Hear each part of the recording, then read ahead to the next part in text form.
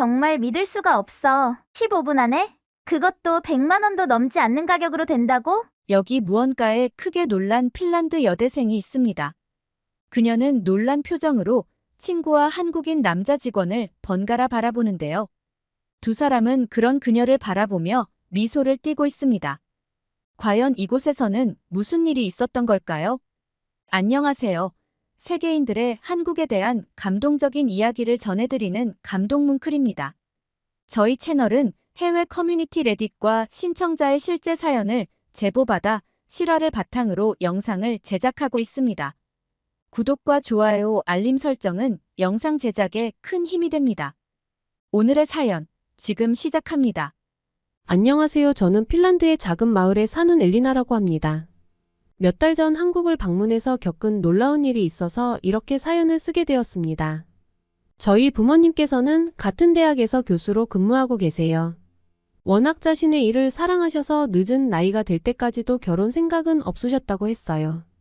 하지만 아빠가 근무하시는 대학으로 엄마가 오시게 되었고, 엄마를 보고 첫눈에 반한 아빠는 결혼에 대한 꿈을 꾸셨다고 했어요. 솔직히 말하자면 저희 아빠의 외모가 그렇게 뛰어난 편은 아니에요. 다들 말하는 모태 솔로라고 하죠. 아빠도 엄마를 만나기 전까지 연애 한번 해본 적 없다고 하시더라고요. 엄마는 처음 아빠를 봤을 때 정말 공부 잘하게 보였다고 그게 끝이었다고 하시더라고요. 지금도 가끔 그 당시 데이트했던 이야기를 할 때가 있는데 엄마가 아빠의 첫인상이 그냥 그랬었다고 말씀하시면 아빠는 농담으로 내가 그 정도 별로였냐 라고 말씀하시곤 하세요. 그러면 엄마는 아빠를 달래시려고 하니 자기 안경이 훌륭한 외모를 다 가려버린 거지 라면서 아빠를 달래주시는데 옆에서 보고 있으면 웃음이 나요. 저도 가끔 부모님이 데이트하던 시절의 사진을 보는데 정말이지 아빠의 두꺼운 검은색 안경테에 사진으로도 느껴지는 두꺼운 안경알은 대단했어요. 솔직히 아빠가 연애를 한 번도 못 해본 이유가 그 안경 때문인 건 명확해 보였어요. 물론 외모로만 판단하는 여자들이 아빠의 진짜 가치를 못 알아봤을 수도 있겠죠. 하지만 그 덕분에 독신주의였던 부모님께서 결혼에 골인까지 하시고 그 사이에서 제가 태어날 수 있었으니 그 안경에 오히려 감사해야 할지도 모르겠네요. 늦은 나이에 임신을 하신 엄마는 태교도 열심히 하셨다고 하더라고요. 음악도 많이 들려주시고 저에게 태교 일기도 써주시고 그리고 하루도 빠짐없이 해주신 일이 있었어요. 워낙 책을 좋아하시는 부모님께서는 임신 후 하루도 빠지지 않고 매일 자기 전 저에게 사랑한다는 태단과 동화책을 읽어주셨다고 하셨습니다. 태아가 소리를 들을 수 있을까 싶지만 5주차부터는 청각 발달의 중요한 기관들이 만들어지기 시작한다고 해요. 그래서 임신 5개월쯤이면 소리를 제대로 들을 수 있는 청각이 완성되며 발달하게 되는데 태아가 들을 수 있도록 엄마 아빠의 목소리를 이용해서 많은 대화를 해주면 정서적으로 안정감을 느낄 수 있도록 도와준다고 책에서 보셨다고 했습니다. 남들이 보면 유난이라고 생각하실 수도 있지만 늦은 나이 결혼에 몇 년 만에 어렵게 얻은 아기라서 많은 것을 해주고 싶으셨다고 하셨습니다. 특히 남자의 경우 낮은 저음의 목소리를 가지고 있어서 낮은 주파수의 아빠, 태담이 태아에게 훨씬 전달력 있게 잘 들린다고 해서 아빠는 하루도 빠짐없이 저에게 동화책을 읽어주셨다고 하시더라고요. 태어나서도 매일 밤 엄마와 아빠는 저에게 다양한 책을 읽어주셨어요. 지금 생각해도 엄마 아빠가 책을 읽어주시던 그 순간이 제게는 너무 즐겁고 행복한 기억이에요. 그렇게 시간이 흘러가면서 저도 자연스럽게 책과 친해져서 혼자서도 일찍부터 책을 읽기 시작했어요. 친구들과 뛰어놀기보다는 조용히 책을 읽는 시간이 더 좋더라고요.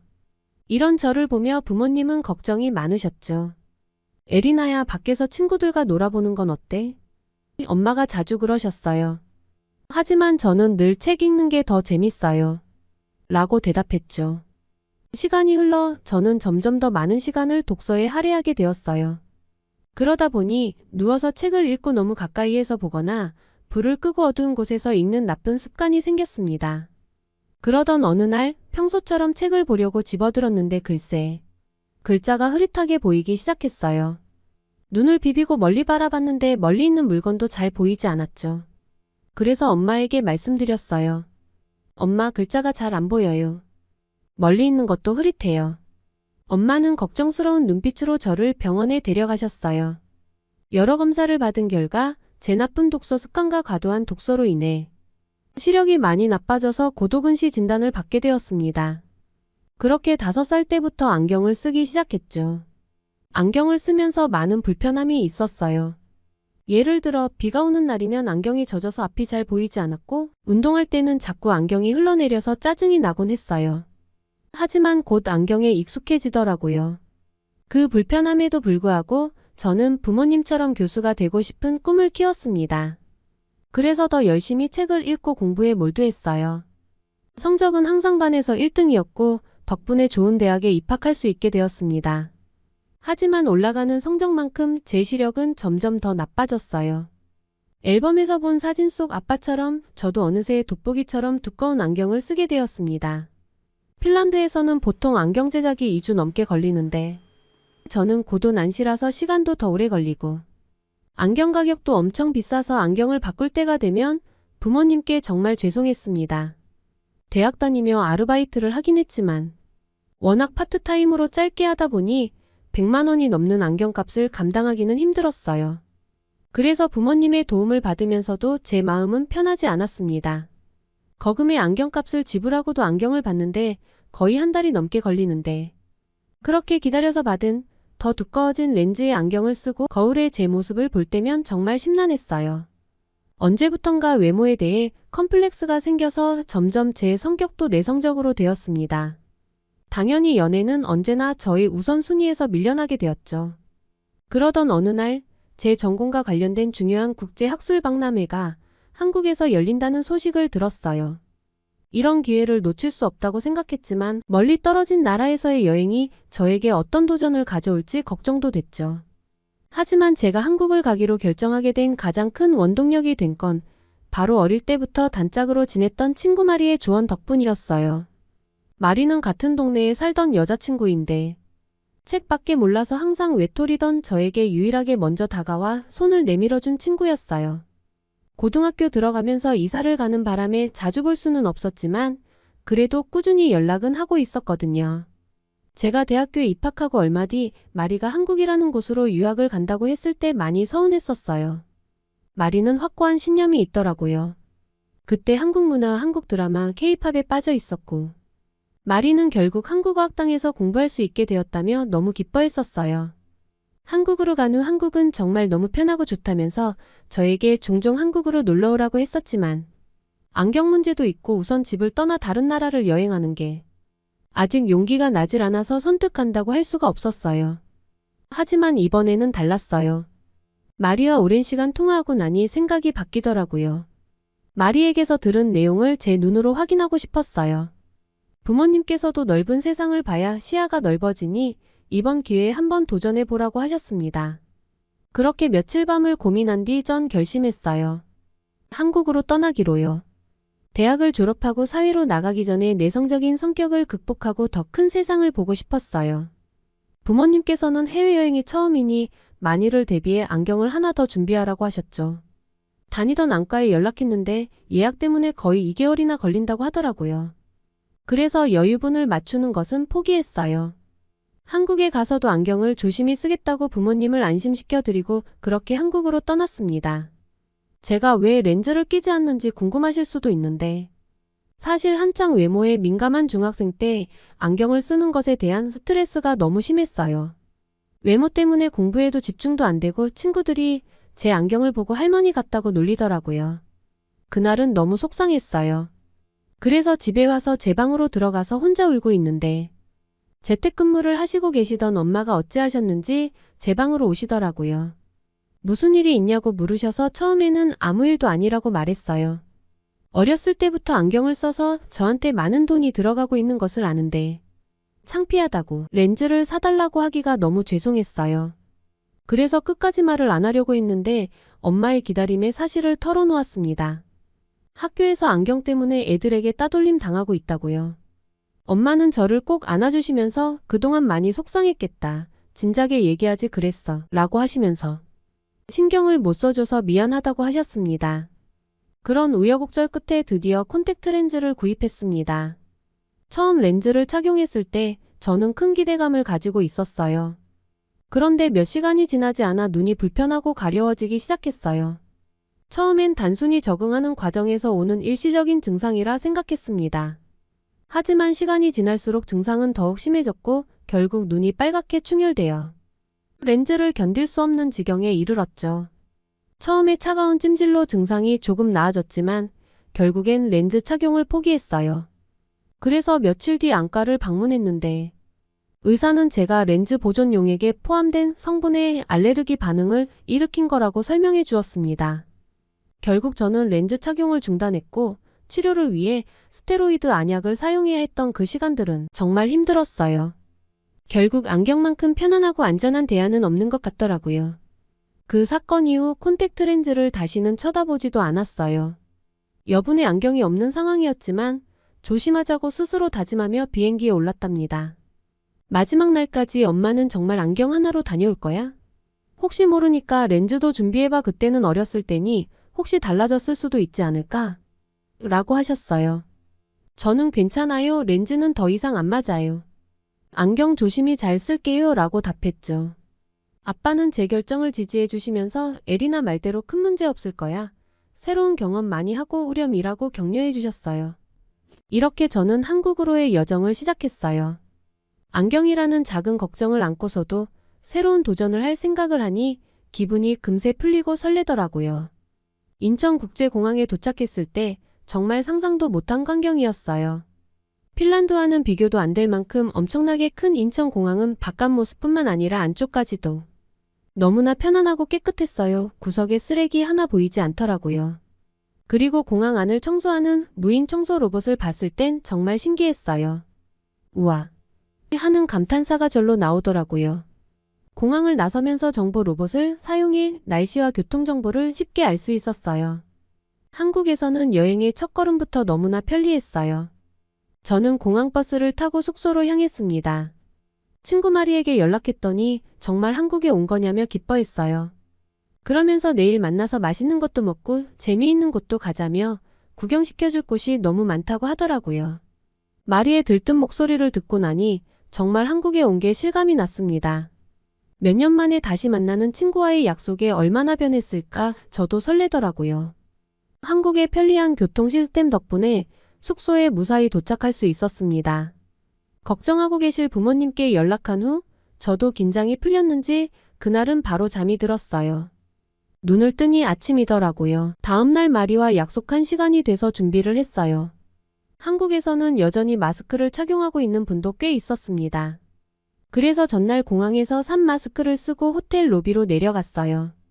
몇 년 만에 마리를 만날 생각을 하니 설렘이 가득 차서 에스컬레이터 쪽으로 가는 제 발걸음도 빨라졌어요. 3층에서 내려다보니 마리가 보이더라고요. 그런데 나와서 보니 다들 마스크를 쓰고 있지 않아서 저도 마스크를 벗어야겠다고 생각했어요. 에스컬레이터에 올라타서 마스크를 벗어야겠다고 생각했어요. 마스크 끈이 제 안경에 걸린 사실도 모르고 저는 급한 마음에 마스크를 휙 잡아당겼는데 세상에 제 안경이 공중으로 휙 날아가 1층 로비 바닥으로 떨어져 버렸어요.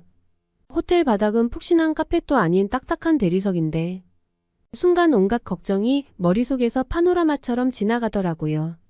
워낙 순식간에 일어난 일이라 눈앞이 캄캄해졌어요. 실제로도 안경이 없으니 눈에 보이는 게 없기도 했고요. 마침 저를 본 마리가 얼른 제게 다가와 손을 잡아줘서 에스컬레이터에서 안전하게 내려올 수 있었습니다. 마리는 저를 보고 괜찮냐고 물었는데 제 머릿속엔 온통 안경 생각뿐이었죠. 제가 발을 동동 구르며 안경은 어떻게 됐냐고 물어보자 마리가 건네준 제 안경은 정말 처참했어요. 안경 한쪽 알은 빠져나가 버린 상태였고 안경테도 거의 아작이 났더라고요. 하긴 마지막으로 안경을 맞춘 게 벌써 7년 전이니 그 높이에서 떨어졌으니 그렇게 박살이 나도 이상한 게 아니었죠. 일주일짜리 짧은 여행인데 그렇게 박살이 난 안경을 보니 이제 여행이고 뭐고 다 끝났다고 생각이 드는데 순간 눈물이 흐르더라고요. 마리는 우는 저를 보며 놀라면서 어디 다친 거냐며 왜 우냐고 물었습니다. 저는 아픈 건 아니고 안경이 없으니 이제 여행이고 뭐고 다 끝났다고 그래서 너무 속상해서 눈물이 난다고 했어요. 안경 없이 에스컬레이터도 혼자서 못 내려가는데 어떻게 다닐 수 있겠냐고 말했죠. 그러자 마리는 에이 그런 거면 걱정하지 마. 난 또 어디 아픈 줄 알고 깜짝 놀랐잖아. 라고 말하면서 마리가 다니는 안경점이 있다며 거기로 가자고 하더라고요. 눈물을 닦고 나서 한쪽만 붙어있는 안경을 쓴 채로 마리를 가까이서 바라봤어요. 그런데 마리가 안경을 쓰고 있더라고요.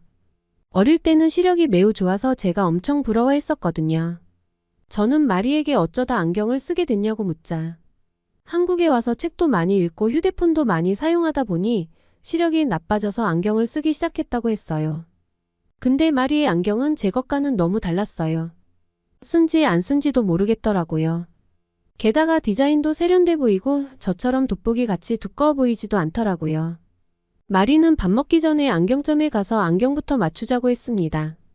저는 안경을 맞추는데 한 달 넘게 걸릴 텐데 제 마음을 알고 진심으로 위로해줘서 고맙다고 했어요. 그러자 마리는 무슨 한 달이냐면서 우선 가보면 안다고 하며 제 손을 잡고 앞장섰어요. 저는 다른 방법이 없었기에 마리를 따라갔죠.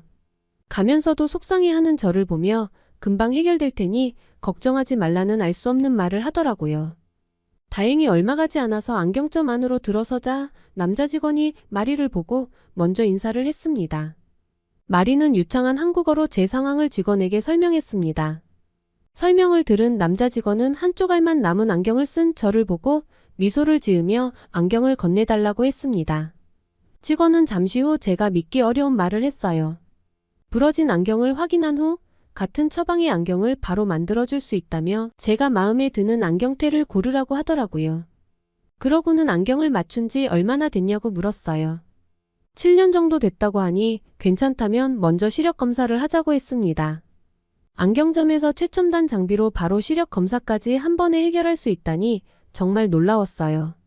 직원은 제가 현재 착용하고 있는 안경과 현재 시력과 맞지 않아 조정이 필요하다고 했습니다. 보통 안경은 15분이면 되지만 고도근시인 제 경우는 좀 시간이 걸린다고 했어요. 그러면 그렇지 당연히 몇 달은 걸리겠다고 예상했기에 저는 마리에게 그만 돌아가자라고 했습니다. 그랬더니 직원분이 1시간 정도면 되는데 더 단축될 수도 있다고 하더라고요. 순간 저는 제 귀를 의심했어요. 한 달이 아니라 1시간이라고요? 핀란드에서는 안경을 맞추는데 한 달 이상 걸리는데 혹시 잘못 들은 건가 싶어 다시 물어봤죠. 직원분은 외국에서 오신 분들은 다들 그렇게 놀라신다면서 저에게 자세히 설명해 주었습니다. 해외에서는 안경 제작 비용도 많이 들고 과정이 복잡해서 시간이 오래 걸리는 거라고 하더라고요. 그래서 적어도 일주일이나 2주는 기다려야 하지만 한국에서는 당일이나 아무리 늦어도 이틀 안에 제작이 끝난다고 했습니다. 미국을 비롯한 제가 사는 유럽에서는 작업이 분리되어 있다고 하더라고요. 검안사 그리고 안경사 그 다음에 세일즈 하는 사람 이렇게 파트가 나눠지다 보니 오래 걸린다고 했습니다. 하긴 저도 핀란드에서 안경을 맞출 때 한국 돈으로 10만 원 넘는 돈으로 시력 검사를 해서 처방전을 받아 안경점을 갔었거든요. 직원분은 처방전을 가지고 안경점에 가면 거기서 안경테에 대한 정보를 렌즈 회사로 보내거나 아니면 안경테를 직접 렌즈 회사로 같이 보내는 거라고 했습니다. 그러면 렌즈 회사에서 테에 맞춰 안경 렌즈까지 다 깎아서 보내줘야 하니 2주 넘게 걸리는 거라고 하더라고요. 그제서야 저의 그동안의 모든 궁금증이 풀렸습니다. 그래서 저는 그럼 한국은 어떻게 이렇게 빨리 안경이 만들어지냐고 물어봤어요. 한국에서는 한 안경사가 모든 작업을 통합해서 처리하기 때문에 가능한 일이라고 하더라고요. 시력 검사부터 안경 제작까지 한 사람이 모두 할 수 있어서 정말 빠르게 진행될 수 있다고 했습니다. 저는 그 말을 듣고 한국의 효율적인 시스템에 정말 감탄했어요. 직원분의 친절한 안내와 빠른 대응에 정말 감사했죠. 그리고 제가 선택한 새 안경테로 1시간 뒤에 완벽한 안경을 받았을 때의 그 기쁨이란 정말 말로 표현할 수 없었어요. 우와, 정말이지 이렇게 빠르게 안경을 맞출 수 있다니. 속도에 한번 놀라고 안경을 써봤는데 세상에, 마치 안개가 거친 숲속을 보듯 온 세상이 너무나 또렷하게 잘 보이는 거예요. 그동안 쓰고 있던 안경과는 정말 비교도 안 되더라고요. 게다가 안경테는 왜 이리 가벼운 건지 마치 안경을 쓰지 않은 것처럼 가볍더라고요. 그동안은 항상 안경이 무거워서 코가 눌려서 자국이 생겼었는데 거울 앞에 보이는 저는 마치 다른 사람 같았어요. 안경테가 촌스럽지 않으니 제가 세련돼 보이더라고요. 마리는 이제야 제 미모가 빛을 발한다고 하면서 눈이 정말 예뻐 보인다고 칭찬했습니다. 남자 직원분은 저에게 정말 미인이시라고 하면서 기존 안경알이 너무 두꺼워서 그래 보였을 거라고 하더라고요. 새로 맞춘 안경알은 최대한 압축한 압축렌즈를 사용해서 제작을 했다고 했습니다. 압축렌즈라니요. 저는 정말 놀랐어요. 그동안 그렇게 무거운 안경을 쓰고 살았던 지난 날을 생각하니 이런 신세계를 모르고 산 게 억울하기까지 하더라고요. 마리와 그 안경점 직원은 제게 정말 구세주 같았어요. 게다가 믿을 수 없게도 한국은 안경 가격까지 너무 차이가 났습니다. 핀란드에서는 안경을 바꿀 때면 한국 돈으로 100만 원이 넘게 들었는데 여기서는 10만 원도 안 되는 가격으로 안경을 구입할 수 있다는 사실이 너무 충격이었어요. 그러면서 아빠 생각이 나더라고요. 할 수만 있다면 아빠 안경도 사다 드리고 싶은 마음이었어요. 직원분은 실제로 해외에 사는 분들이 한국에 오게 되면 꼭 안경을 맞추고 간다고 하면서 안경 때문에 한국 오시는 분들도 계시다고 하더라고요. 안경을 맞추고 다른 일을 보며 관광을 하는 사람들도 있을 정도라고 하니 한국의 안경 시스템은 세계 최고인 것 같다는 생각이 들었습니다. 직원분께 감사하다고 인사를 드리고 기쁜 마음으로 안경점을 나왔습니다.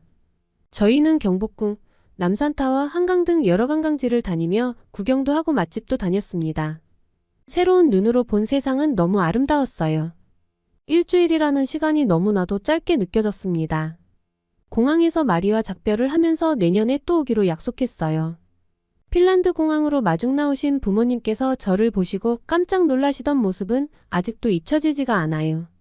사실 안경이 망가졌다는 말을 하면 걱정하실까봐 비밀로 하고 있었거든요.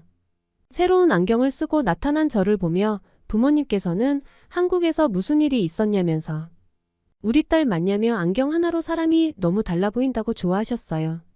소극적인 성격과 외모 컴플렉스에서 벗어났고 졸업식 날에는 제 생애 첫 남자친구가 생겼어요. 졸업하면 이제 못 볼 것 같아 용기 내서 고백했다고 하더라고요. 요새 너무나 행복한 하루하루를 보내고 있어요. 아참 내년쯤에는 부모님을 모시고 한국을 방문할 예정입니다. 어서 아빠의 저 투박하고 무거운 돋보기 안경을 바꿔드리고 싶거든요. 내심 아빠도 제 안경을 만져보시며 부러워하시더라고요. 그동안 열심히 아르바이트해서 한국에서 안경 여러 개 살 돈도 충분히 모아놨습니다. 지난번에는 당황해서 제대로 구경을 못했는데 이번에는 다른 디자인의 안경테도 여유롭게 구경하면서 몇 개 더 사오려고요. 부모님이 한국 여행을 하면서 얼마나 행복해 하실지 상상하니 벌써부터 너무 기대가 되네요. 한국의 효율적인 시스템과 친절한 사람들 덕분에 자칫 엉망이 돼버릴 수 있었던 첫 여행은 제 인생에서 너무나 특별한 경험이 되었어요. 저에게 이런 행복과 기쁨을 누릴 수 있게 해준 한국과 한국인분들에 너무 감사하다고 말하고 싶어요. 오늘은 한국에서 새로운 세상을 바라보는 눈을 갖게 된 엘리나 씨의 사연이었습니다. 오늘 이야기가 좋으셨다면 구독과 좋아요 눌러주시고 주변의 많은 분들에게 공유해주세요. 사연자분에게 응원과 격려의 말씀들을 댓글로 남겨주세요. 감동 뭉클에서는 여러분의 마음들을 모아 사연자분들에게 전달해드리고 있습니다. 감동적이거나 재미있는 실제 사연들을 제보받고 있으니 소개해주고 싶은 사연이 있으시면 위 메일로 제보해주시기 바랍니다. 오늘도 여러분의 하루의 작은 즐거움이라도 되었기를 바라며 지금까지 감동 뭉클이었습니다. 구독과 좋아요는 영상 제작에 큰 힘이 됩니다. 끝까지 시청해주셔서 감사합니다. 다음에 더 좋은 영상으로 찾아뵙겠습니다.